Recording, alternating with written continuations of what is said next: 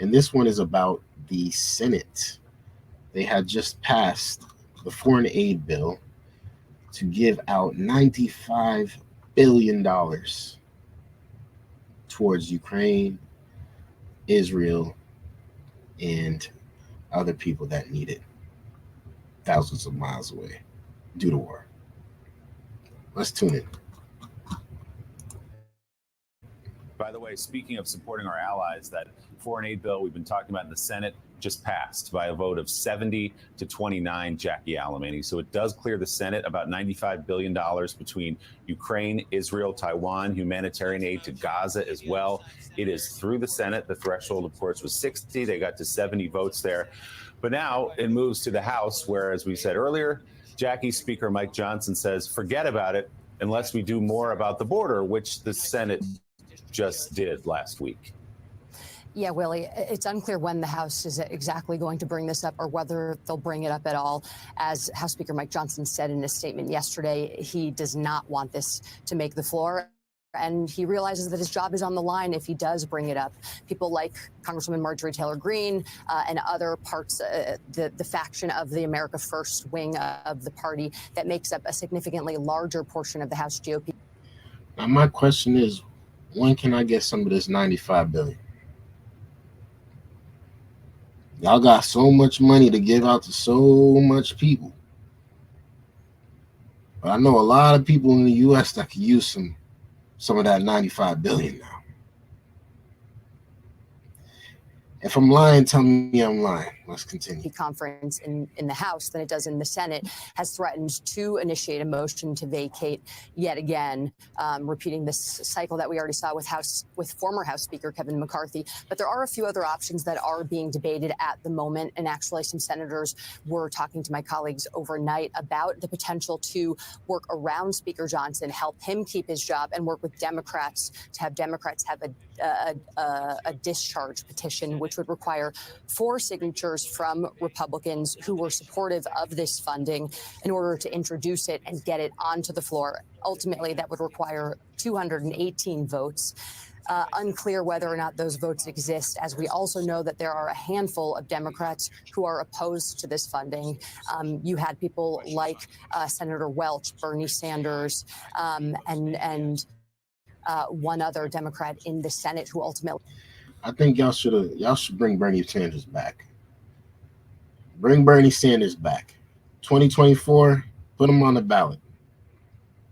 He'll be a way better face, I think, for the Democratic Party than Joe Biden. That might just be me, but y'all let me know, because Sleepy Joe ain't it no more. Sleepy Joe's not it.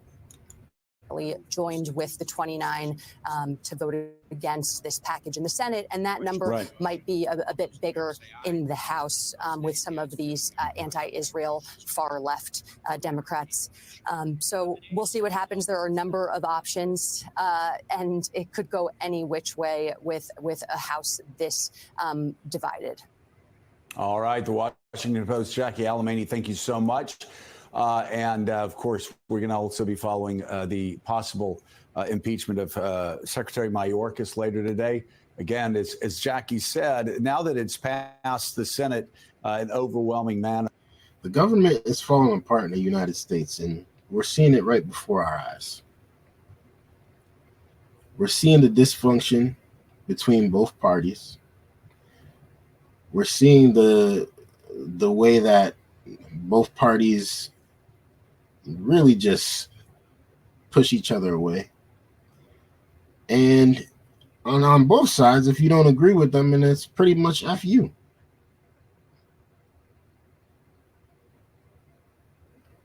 You take one of mine out, I'm going to take one of yours out. That's what's going on here. The game of politics is a very dangerous game, especially in the United States of America. But let's finish this one off. Now it goes to the House, and there is something called the discharge petition. 4 Republicans sign it, and believe me, there are 4 Republicans who want to get aid to Ukraine and Israel.